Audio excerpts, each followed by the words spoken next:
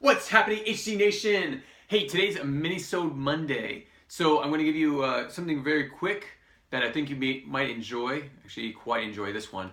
The person I'm going to focus on is a guy named Miyomoto Musashi from Japan. He's basically like the Robin Hood of Japan, greatest swordsman that ever lived, and interesting enough, he never lost a duel. By age 30, he had won 60 duels by, sadly, killing his opponents. So 60 people had died to his sword. These were not just regular people. These were samurai. These were warriors. So he was considered invincible to some extent.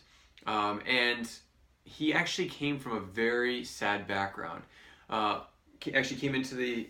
born into the city of Miyomoto in 1584, and was born to a father who owned a dojo and trained samurai. But his father didn't quite like him and abused him a lot of times, trying to teach him, and yet at the same time not very satisfied with his son. So his son, actually, Miyamoto, actually ran off to his uncle and stayed there for a while. Now, there was a traveler that came through. He was a traveling duelist, basically moving town to town and dueling against their opponents. Well, Miyamoto saw the duel and he challenged the duelist, and it became very emotional for him. So much that he brutally destroyed the man, killing him. And so at age 13, he actually killed an adult. And so it didn't stop there, because he started traveling and killing a lot of people.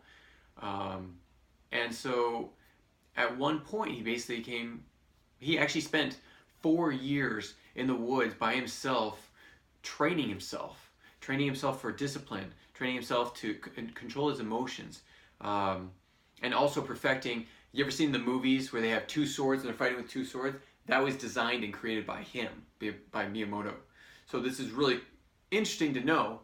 But because of all those things that happened, he actually retired early on into a cave where he wrote his memoirs on strategy, which actually turned out to be the book of the Five Rings.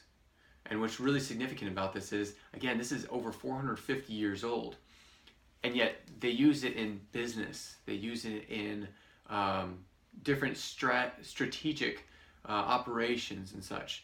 Though Miyamoto was writing this as a battle strategy, it was also on the tactics of life. And this is really cool, because when we go through life, a lot of times we have emotions that control ourselves, or hunger, or different things like that, addictions.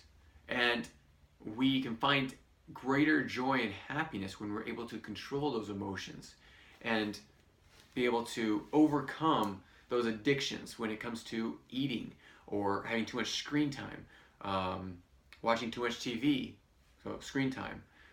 Doing any of these things, we lose track of ourselves. We lose our discipline in ourselves and our bodies and such. Being able to exercise, being able to get out and do the things that will bring us greater strength and greater joy. We can't live to our life's extent when we're living inside watching a screen all day. Get out, go out and do things. Tone your body. Just learn to discipline your time. These things will bring you greater joy, will give you freedom, and make you a better person to serve in any way that you seem fit. So again, this is a Mini-sode Monday. I'm not going to rant on about this, but discipline is something that is not spoken of very much in these days, and it really should be, because that is what's really going to make us who we are.